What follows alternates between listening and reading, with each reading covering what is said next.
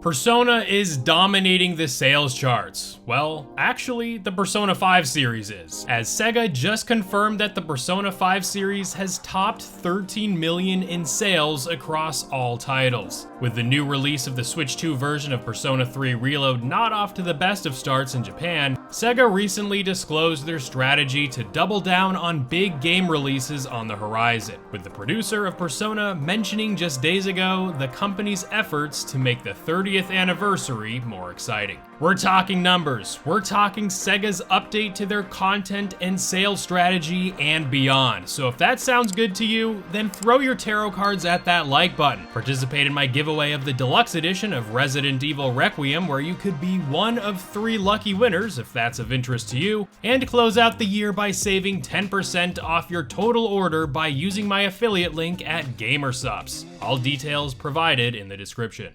Alright, starting with Persona 5. This thing is an absolute juggernaut. According to SEGA's latest business report, the Persona 5 series, including the base Persona 5 title and its expanded re-release Persona 5 Royal and its multiple spin-off titles, has now surpassed a whopping 13 million sales. This comes after Atlus revealed in December 2023, nearly 2 years ago, that the Persona 5 series had just crossed over the 10 million mark. So over the past 2 years, the Persona 5 games have managed to shift an additional 3 million titles. Now, you might be wondering, out of the total Persona 5 pie, what do each title's sales look like? According to SEGA earlier this year, Persona 5 Royal across all platforms had crossed over 7.25 million units, and with the original Persona 5 release on the PS3 and PS4 having sold over 3 million, the spin-off titles account for the remaining 3 or so million here, with Persona 5 Strikers confirmed to have sold over 2 million copies worldwide as of November 2023.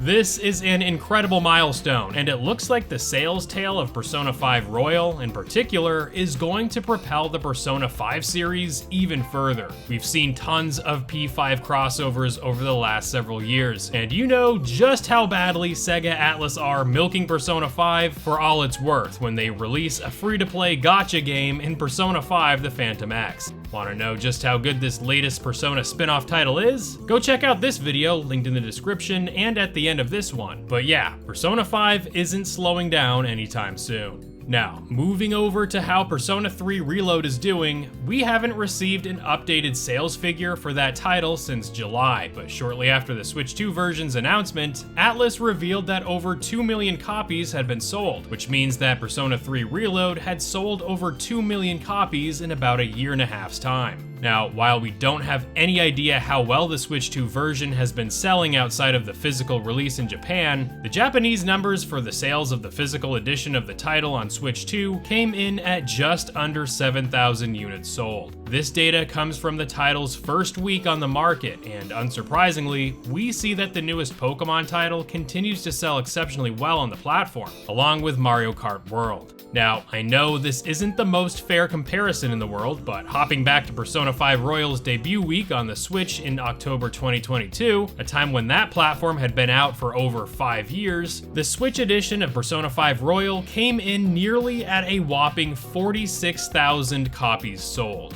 Mind you, these two charts only account for physical releases, yet this is a staggering difference in copies sold, with their original versions respectively having been made available on other platforms around 2 or so years before they made their way over to the Switch platforms. Again, way more Switch consoles had been sold by the time P3R released on the Switch 1. But what we're clearly seeing here is Persona 5's incredible appeal and sales tail in effect that keep Persona 5 Royal just selling like hotcakes all throughout the years. This can be illustrated further when looking at how both Persona 3 Reload and Persona 5 Royal have been performing on Steam, as here, we've got both games' charts up, and you can clearly see that even though Persona 3 Reload enjoyed slightly more players at launch, that Persona 5 Royal is seeing nearly 3 times the amount of player engagement than Persona 3 Reload has in the weeks, months, and almost 2 years following Persona 3 Reload's launch.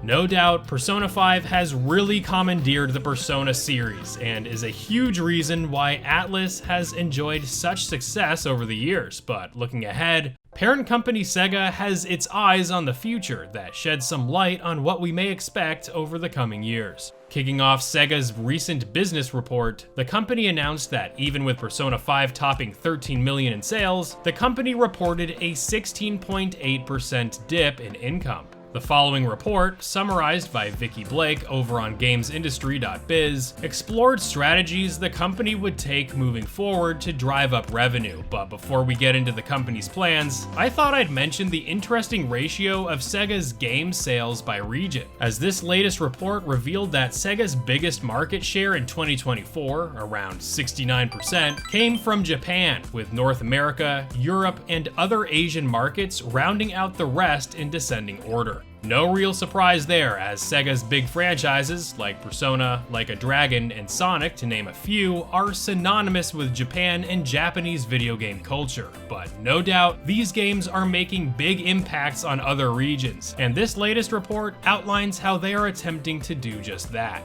SEGA, per the report, has announced a transmedia strategy in which it will develop, quote, high-potential IPs primarily through games while also expanding into movies, animation, merchandising, events, and other areas, thereby simultaneously increasing user touchpoints and revenue opportunities to grow the IPs. The report mentioned that it was looking to expand the transmedia strategy to other IPs outside Sonic, such as Like a Dragon and Persona. No big shocker there, as we've seen this strategy at play, with the Sonic movies doing incredibly well at the box office, along with Persona having successful anime adaptations for its games, and also Like a Dragon recently getting its own TV series. Looking ahead to financial year 2027 and beyond, SEGA confirmed that it is holding strong to its plan laid out back in June this year, as it plans, quote, to enrich our pipeline with at least 4 new mainstay titles each year, along with releases of legacy IP works. The document goes further with, at the same time, we will expand revenue opportunities by strengthening repeat sales, broadening supported platforms, and offering subscription-based services. These statements mimic what we saw in June with this graphic, as it looks like SEGA is doubling down on releasing 4 new mainstay titles, although unlike at the bottom, where June's release announced that Persona 4 Revival and Stranger Than Heaven would be released in or after financial year 2027, this new report makes no mention of that.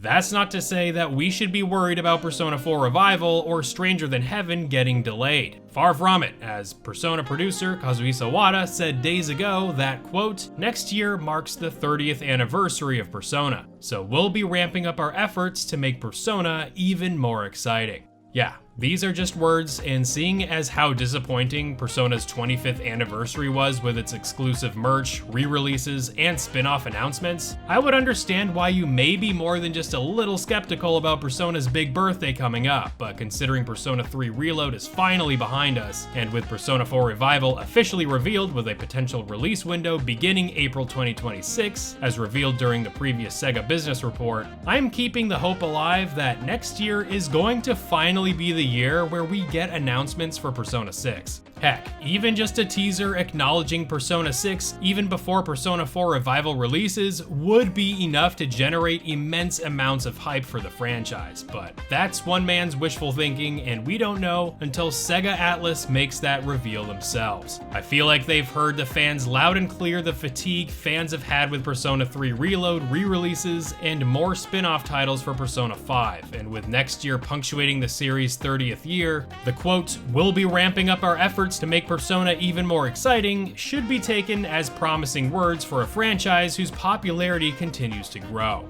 Will we get more beyond Persona 4 Revival announcements and perhaps a release? Sound off your thoughts in the comments below, but going forward, it is exceedingly likely that we will be hearing more than just Persona 4 Revival when it comes to Persona. Got nothing else for ya? Follow me over this video as we explore and rank from worst to best the many Persona spin-off titles, and I look forward to seeing you all real soon in the next one.